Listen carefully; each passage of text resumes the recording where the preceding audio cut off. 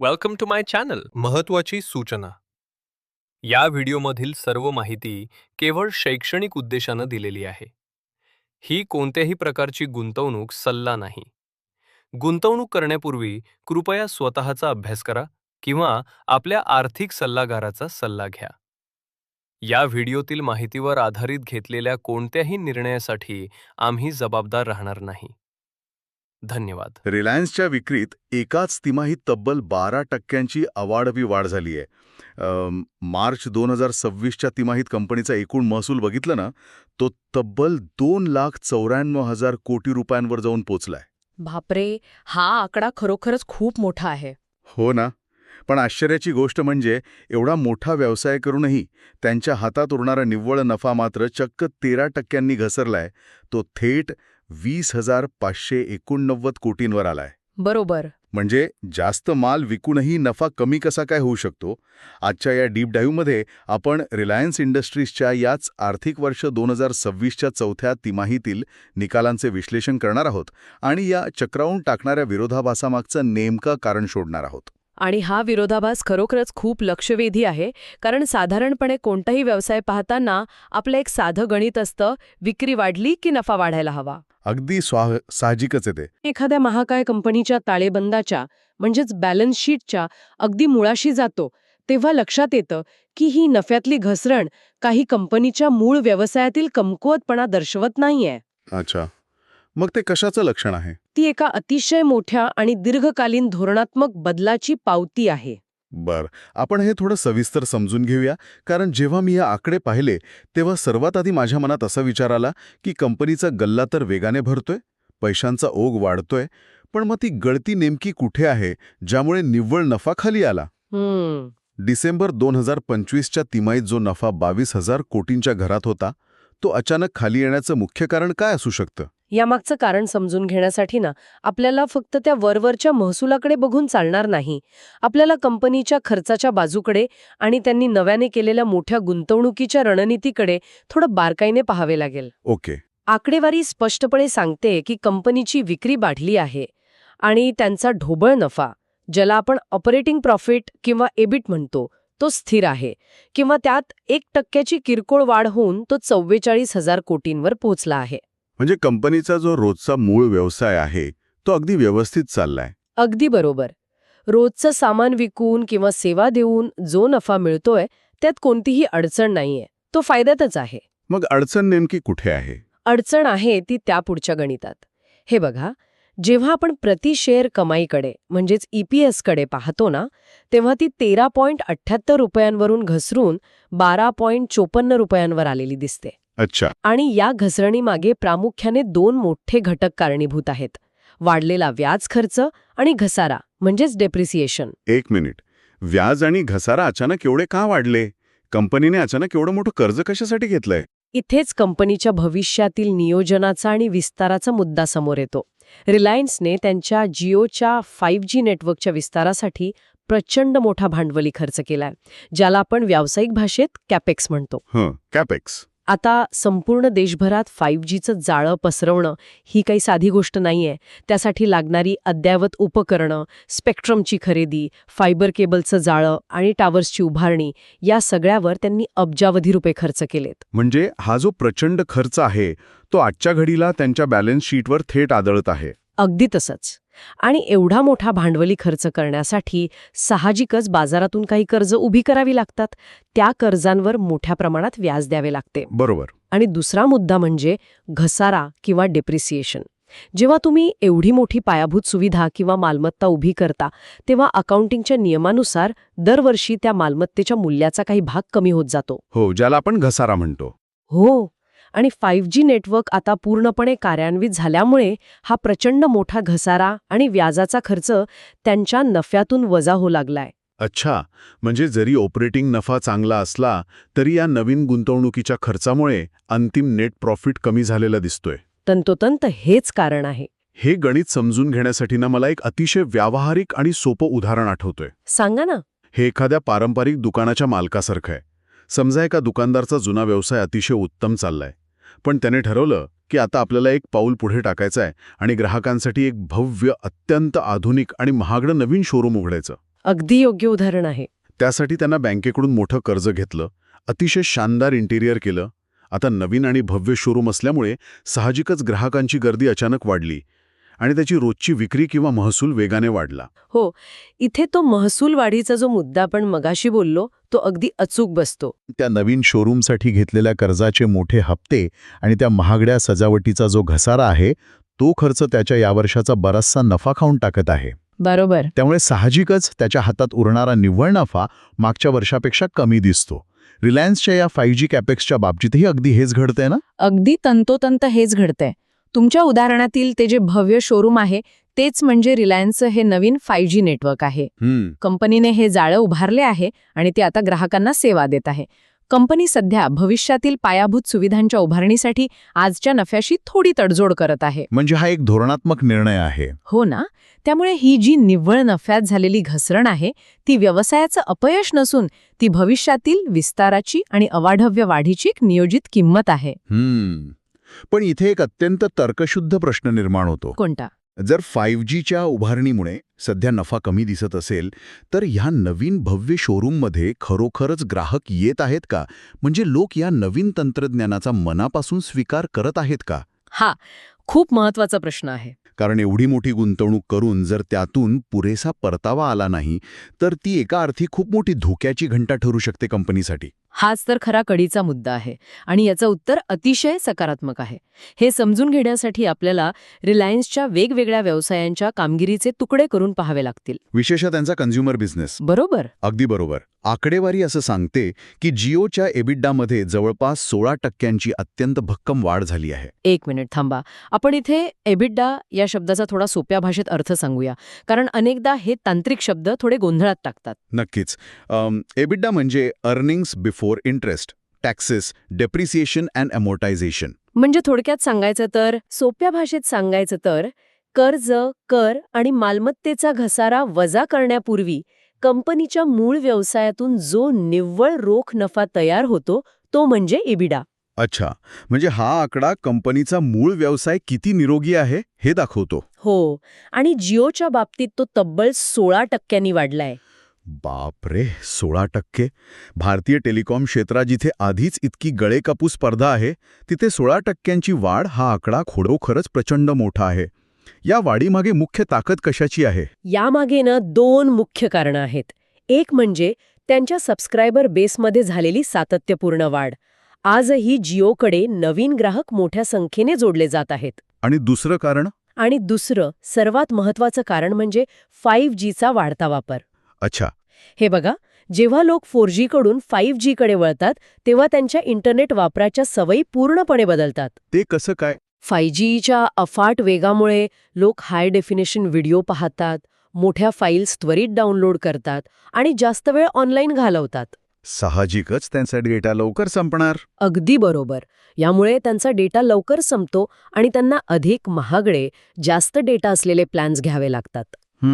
साहजिकच प्रतिग्राहक मिळणारा जो महसूल आहे, ज्याला आपण आरपू किंवा ॲव्हरेज रेव्हेन्यू पर युजर म्हणतो, तो वाढतो. अच्छा, म्हणजे ही 5Gची जादू आहे. हो, आणि फक्त जिओच नाही तर रिलायन्सच्या रिटेल क्षेत्रातही जवळपास 11%ची भक्कम महसूल वाढ झाली आहे. रिटेलमध्ये 11%ची वाढ? तिथे तर त्यांनी अक्षरशः देशभरात आपली दुकाने उघडली आहेत. पण पारंपरिक दुकानांपेक्षा आता ऑनलाईनचा जमाना आहे ना, मग रिलायन्स रिटेल एवढ्या वेगाने कसा वाढतोय? रिलायन्स रिटेलच्या या यशाचं मोठं श्रेय त्यांच्या हायपर लोकल कॉमर्स मॉडेलला जातं. हायपर लोकल कॉमर्स याची कार्यपद्धती नेमकी कशी असते? कारण आपण ई-कॉमर्सबद्दल खूप ऐकतो, ॲमेझॉन, फ्लिपकार्ट वगैरे, पण हे हायपर लोकल त्याहून वेगळं कसं? हे बघा, पारंपरिक ई-कॉमर्समध्ये एखादी वस्तू शहराबाहेर असलेल्या एका मोठ्या केंद्रीय गोदामातून ग्राहकापर्यंत पोहोचवली जाते, ज्याला अनेक दिवस लागू शकतात. हो, 2 ते 3 दिवस तर आरामात लागतात. पण हायपर लोकल मॉडेलमध्ये रिलायन्स त्यांच्या आधीच अस्तित्वात असलेल्या हजारो स्थानिक दुकानांचा वापर करते, जसं की रिलायन्स स्मार्ट आणि त्यांची किराणा स्टोअर्स. अच्छा, म्हणजे हीच दुकानं गोदामा म्हणून काम करतात. अगदी तसंच. ते त्यांना मायक्रो वेअरहाऊस किंवा लहान गोदामे म्हणून वापरतात. जेव्हा एखादी ऑर्डर येते तेव्हा ती शहराबाहेरून न येता तुमच्या घराजवळच्याच दुकानातून काही तासात किंवा अगदी काही मिनिटांत पोहोचवली जाते. अरे वा, म्हणजे वेळ खूप वाचतो. हो, आणि यामुळे वाहतुकीचा खर्च प्रचंड कमी होतो, ग्राहकांना जलद सेवा मिळते आणि दुकानांमधील माल वेगाने विकला जातो. म्हणजे इन्व्हेंटरी टर्नओव्हर चांगला होतो. बरोबर. डिजिटल डिलिव्हरी आणि प्रत्यक्ष दुकानांचा विस्तार या दोन्ही आघाड्यांवर रिलायन्स रिटेल जबरदस्त कामगिरी करत आहे. आता या सर्वांमधून ना एक अतिशय महत्त्वाची आणि ऐतिहासिक आकडेवारी समोर येते. कोणती आकडेवारी? आजच्या घडीला रिलायन्सच्या एकूण ढोबळ नफ्यामध्ये म्हणजे एबिटामध्ये या कन्झ्युमर बिझनेसचा म्हणजेच जिओ आणि रिटेलचा एकत्रित वाटा 55% जास्त झालाय. बापरे, 55%? हो, कन्झ्युमर बिझनेस हे आता कंपनीच्या वाढीचे मुख्य इंजिन बनले आहे. इथेच खरी रंजक गोष्ट समोर येते. म्हणजे विचार करा, जेव्हा आपण रिलायन्स हे नाव ऐकतो तेव्हा ऐतिहासिकदृष्ट्या आपल्या डोळ्यांसमोर काय येतं? साहजिकच जामनगरचे महाकाय कारखाने. अगदी. जामनगरचे महाकाय तेल शुद्धीकरण कारखाने, रिफायनरी आणि पेट्रोकेमिकल्स. वर्षानुवर्ष आपण रिलायन्सला एक पारंपरिक तेल आणि ऊर्जा कंपनी मानत आलो आहोत. खरंय. पण आता ही आकडेवारी स्पष्टपणे सांगतेय की कंपनीचा 55% जास्त नफा हा त्या कारखान्यांमधून येत नाहीये. तो थेट आपल्यासारख्या सामान्य ग्राहकांकडून येत आहे. बरोबर. आपल्यासारख्या सामान्य माणसांकडून जे रोज जिओचा डेटा वापरतात किंवा रिलायन्सच्या दुकानांमधून खरेदी करतात. म्हणजे रिलायन्सचा एक तेल कंपनी हा जो चेहरा आहे तो आता हळूहळू मागे पडत चाललाय. हा कंपनीच्या मूळ स्वरूपातील एक प्रचंड मोठा आणि ऐतिहासिक बदल आहे. हा एक अतिशय अचूक आणि विश्लेषणात्मक मुद्दा आहे तुमचा. हा केवळ काही आकड्यांचा खेळ नाहीये, तर एका महाकाय कंपनीने स्वतःच्या अस्तित्वात केलेला हा एक मूलभूत आणि धोरणात्मक बदल आहे. म्हणजे त्यांनी त्यांची संपूर्ण दिशाच बदलली आहे. हो ना, त्यांनी अत्यंत हुशारीने आपला मोर्चा B2B म्हणजेच व्यवसायाकडून व्यवसायाकडे असणाऱ्या मॉडेलकडून B2C म्हणजेच थेट ग्राहकांशी असणाऱ्या व्यवसायाकडे वळवला आहे. आणि याचं फळ त्यांना आता मिळताना दिसतंय. अगदी. कारण ग्राहकांशी थेट जोडलेला व्यवसाय हा कायम जास्त स्थिर आणि शाश्वत मानला जातो.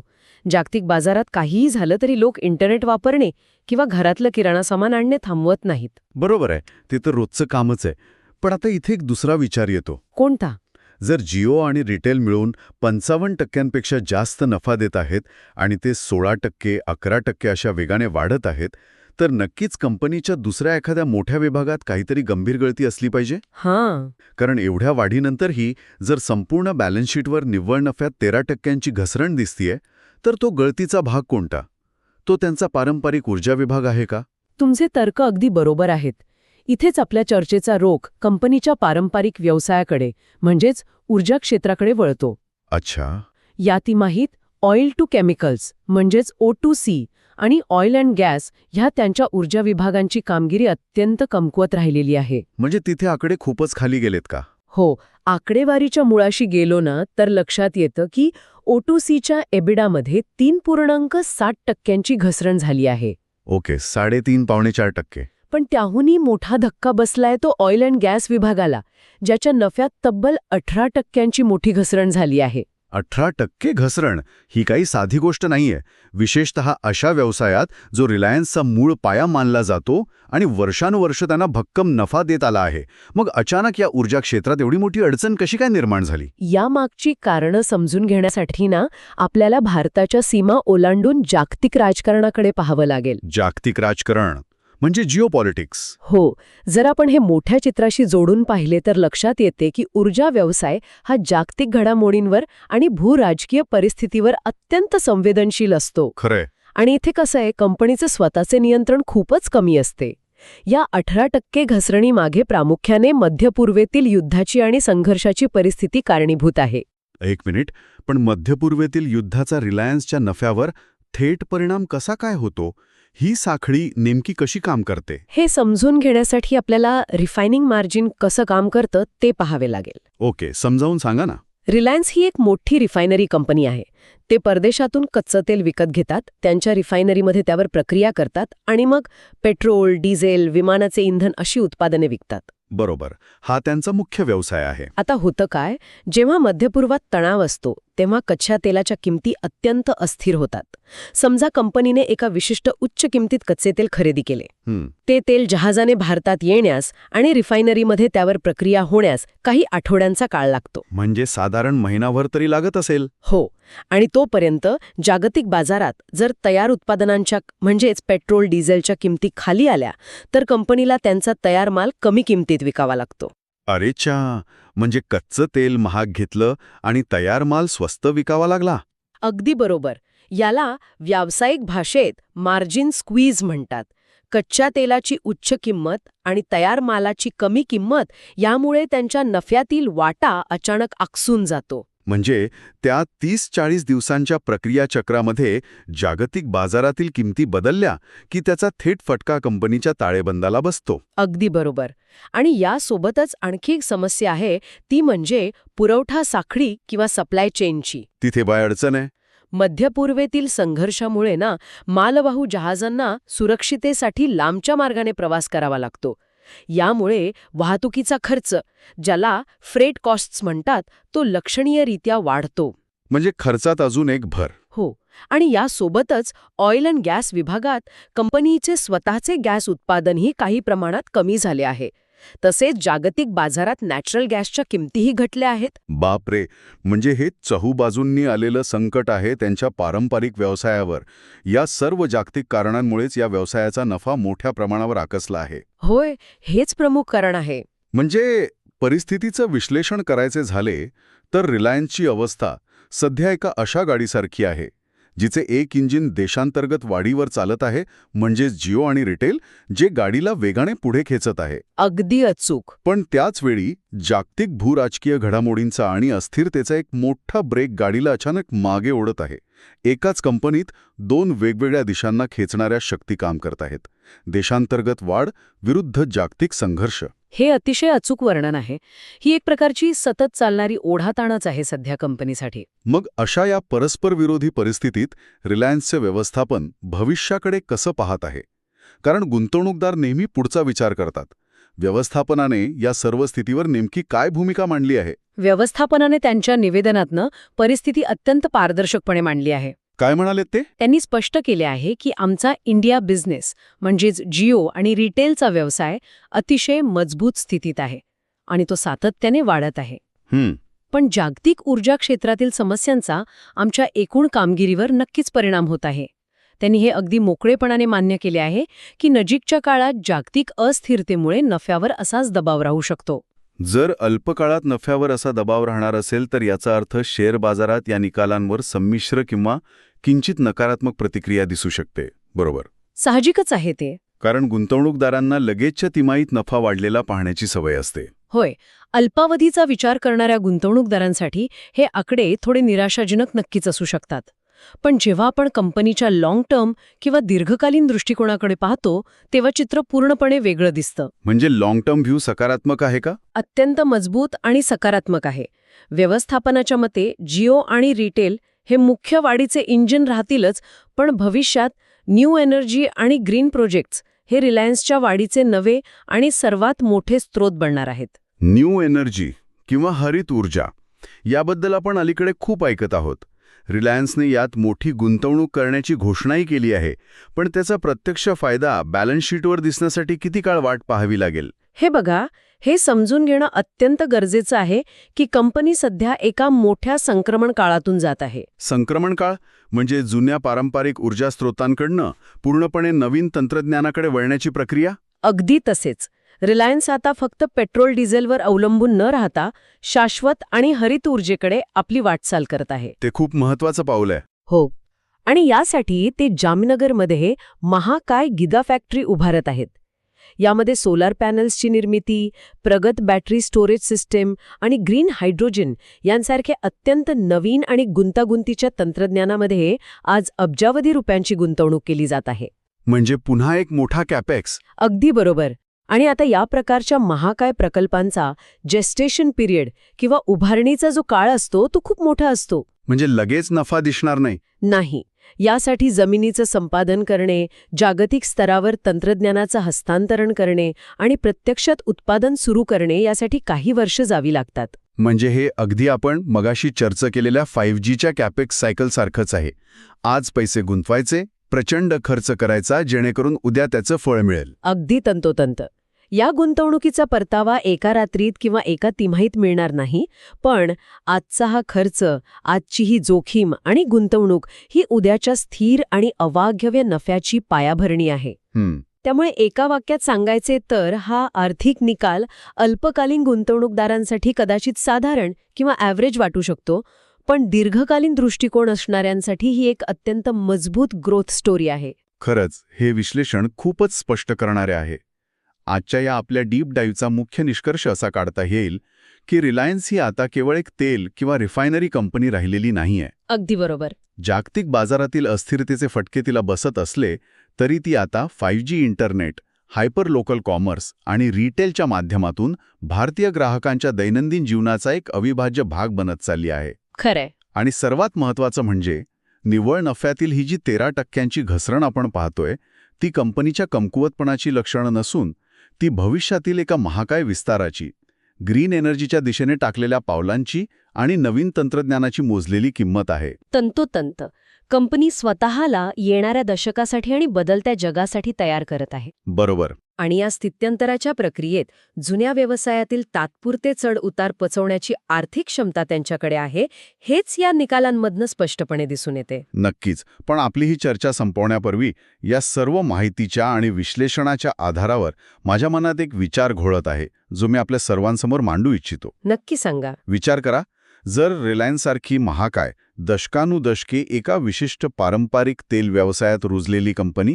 काळाची पावले ओळखून आपला संपूर्ण मोर्चा डिजिटल इकोसिस्टम आणि ग्रीन एनर्जीकडे इतक्या वेगाने आणि आक्रमकपणे वळवू शकते, तर याचा अर्थ असा होतो का की भविष्यातील भारतीय अर्थव्यवस्थेत पारंपरिक जुन्या धाटणीच्या उद्योगांचे अस्तित्वच धोक्यात आले आहे? जर रिलायन्सने एवढा मोठा बदल स्वतःमध्ये घडवून आणला आणि इतर पारंपरिक कंपन्यांनी मात्र बदलण्यास नकार दिला, तर पुढच्या 10 ते 15 वर्षात भारतीय उद्योग जगताचा चेहरामोहरा नेमका कसा असेल? हा खूपच विचार करायला लावणारा मुद्दा आहे. हो ना. जे उद्योग या डिजिटल आणि हरित क्रांतीचा भाग होणार नाहीत ते इतिहास जमा होतील का? हा एक असा विचार आहे ज्यावर नक्कीच सखोल चिंतन व्हायला हवे. अगदी 100%. आजच्या या डीप डाईव्हमधून रिलायन्सच्या निमित्ताने संपूर्ण भारतीय अर्थव्यवस्थेच्या भविष्याची ही एक नवी दृष्टी आपल्याला मिळाली आहे. अशाच माहितीपूर्ण आणि विचार करायला लावणाऱ्या विषयांच्या मुळाशी जाऊन आपण नवनवीन माहिती उलगडत राहू. तोपर्यंत या बदलत्या उद्योग जगतावर नक्की विचार करा. ऐकत राहिल्याबद्दल धन्यवाद. व्हिडिओ आवडला असेल तर लाईक करा आणि अशाच युजफुल व्हिडिओसाठी चॅनलला सबस्क्राईब करायला विसरू नका.